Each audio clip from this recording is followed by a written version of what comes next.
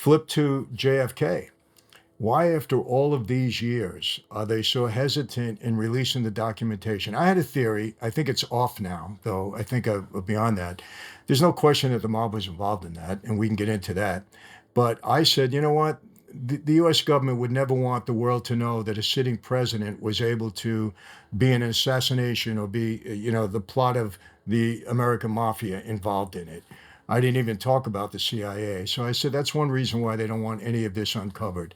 But what do you think's behind this? I mean, at this point in time, I know Trump's ordering it. Who knows what papers really exist? Who knows what's been redacted? If we're ever going to get anything? What's your theory behind all of this? Well, I actually thought that the declassifications that happened were tremendous, and um, I know that it was so many documents and so many little tidbits here and there that a lot of it got lost and not really consolidated into one sort of digestible public brownie to bite into. But I went through almost all of the documents that were uploaded over the course of several weeks, and I learned a tremendous amount about my own government coming into it knowing a pretty tremendous amount. And so to me, I thought they were tremendously brave, and there were many things that were redacted because Trump did a JFK files release in 2017. I mean, there's been pressure on this for so long, but even in the 2017 files, a ton was redacted. In this case, they actually unredacted everything from the files that were actually disclosed. And you can see why. I mean, I remember reading dozens of these documents and thinking, oh, I understand full well why this has been classified so long. I'll give you a couple examples. One of them is a 1961 memo from Arthur Schlesinger, the senior advisor at the White House, to JFK, and it was called CIA Reorganization. And it was a 15-page memo about why JFK had to confront the rogue CIA, how they had gone rogue, how they had usurped the foreign policy policy-making function of the State Department. And it goes through very specific numbers about how deeply the CIA had penetrated both our own organizations and foreign governments. And for example, the State Department has something called the Political Affairs Branch. This is run under the Biden administration by Victoria Nuland at the State Department, who's a strange sort of figure in all this geopolitical intrigues these days. But the political section is involved in influencing political affairs in foreign countries all around the world. And what Schlesinger says to JFK in the memo is that about 75% of everyone who works in the State Department's political section are actually CIA employees Hmm. or CIA agents working under State Department cover. And so in all the embassies, and he rattles them off, France, Algeria, Germany, a bunch of South American countries, and he gives a specific number. He says, I think total worldwide, there were about 4,000 people working in the political affairs branch of the State Department, and he gives that same equivalent number for CIA working as attachés, and he goes on to describe how through posing as State Department employees, the CIA has advanced knowledge of everything the State Department wants to do and can preempt them and can know exactly what they're doing in order to write their own foreign policy and also to monopolize contacts. He gives an example, for example, how in France, this is when there was a big issue around Charles de Gaulle and him trying to pull out of NATO in the 1960s, and there were multiple coup attempts against him, assassination plots against him.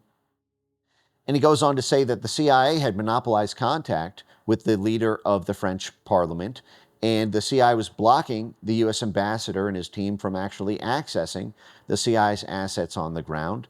And they're all, and the files also name specific institutions. And getting back to this sort of organized crime network in the unions, in one of the files, the CIA is responding to a crisis media event where a publication had accused the CIA of infiltrating all of these different civil society institutions around Houston, all these different union groups, and the CIA wrote an internal memo effectively fact-checking the argument to report to the director how much of what they were accused of was actually true. And item by item, the whole thing was, there were one or two things that they said, well, this person didn't technically work for us, but they knew this guy, they worked with this guy who did work for us.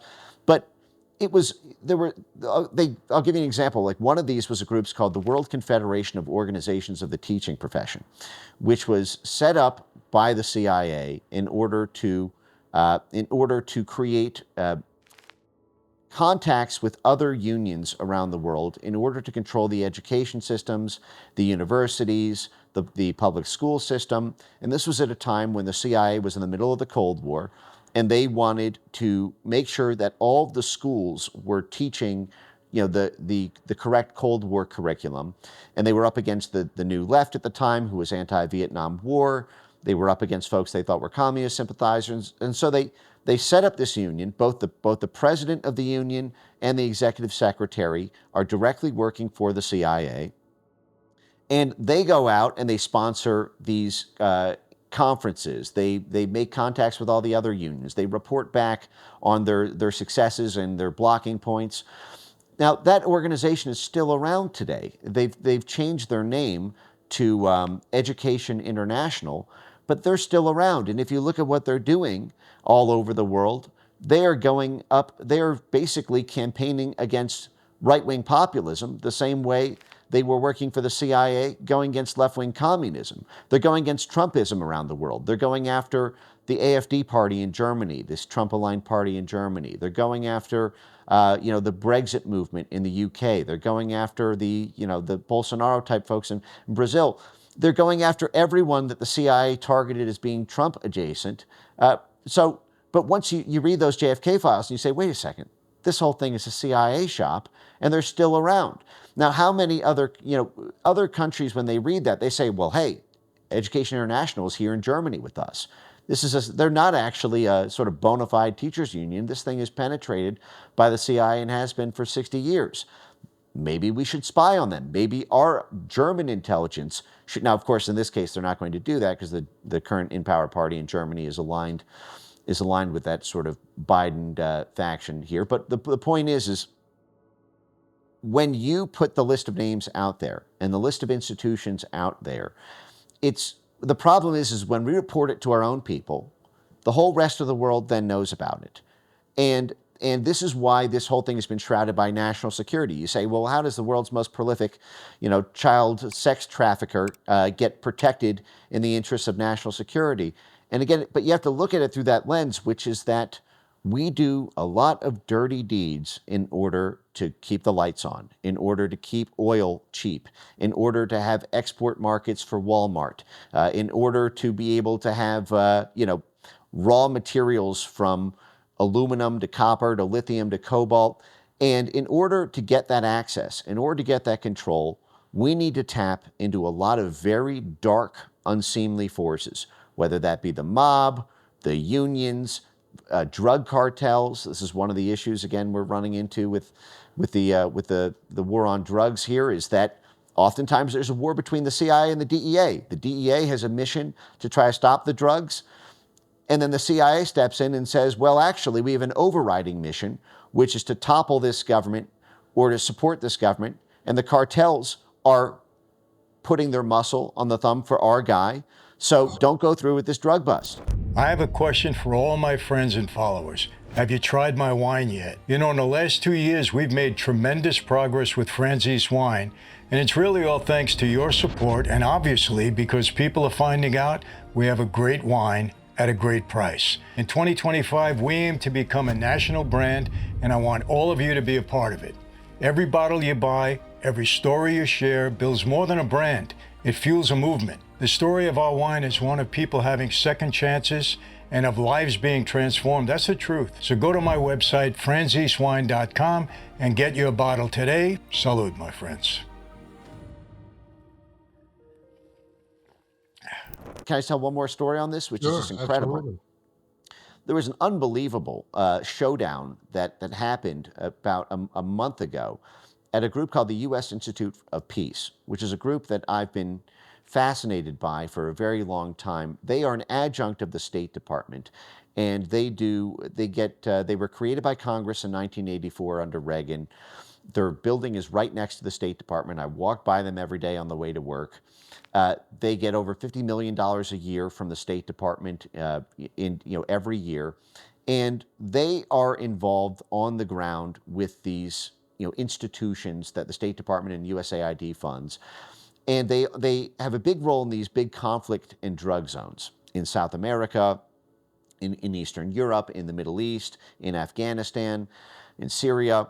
And when the Taliban took over the geographic terrain of Afghanistan, if you remember, the Taliban tried to ban opium, or tried to ban the poppy production for heroin in the year 2000.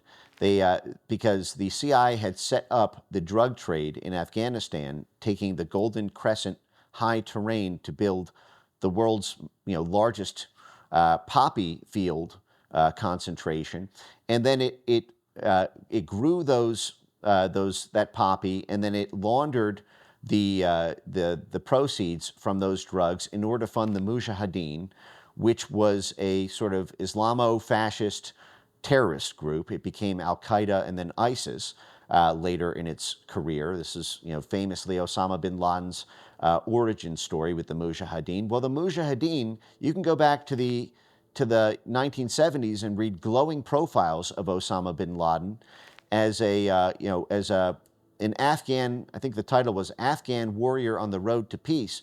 Glowing profile pieces about bin Laden and the bin Laden family, who was very close to the Bushes, saying that, yes, this is a terrorist group, but they are freedom fighters because they're fighting the Soviets in Afghanistan. They were funded by this CIA drug supply, and we then protected that entire network. The Taliban in 2000 tried to shut that down, and they did. They took it from about 70% of the world's heroin supply to 0% of the world's heroin supply in about 18 months.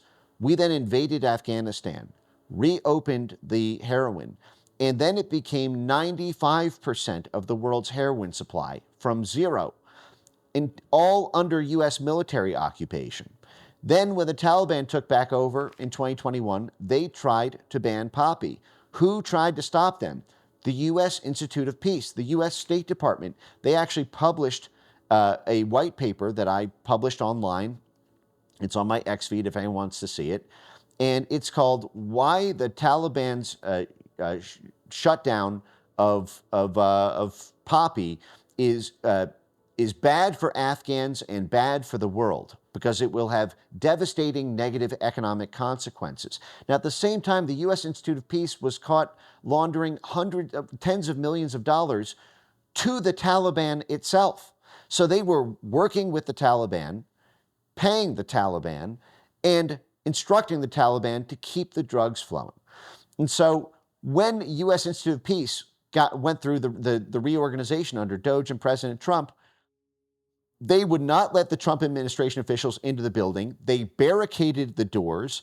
They tried to alter the digital documents to hide the financial records. They had to have the federal police come in and kick in the doors and throw everyone out of the building just so the new board could have meetings there.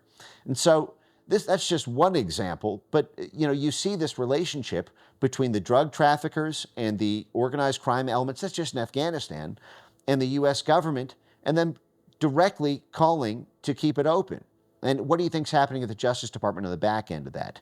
Why do you think the Justice Department isn't throwing the book at that whole situation? Well, it's because for U.S. national security, would we have been able to have successfully toppled Bashar al-Assad in Syria if we didn't have a drug-funded narco-paramilitary network in Syria in order to fund that army and take over Syria and get rid of the CIA's enemy in Syria? That wouldn't have happened.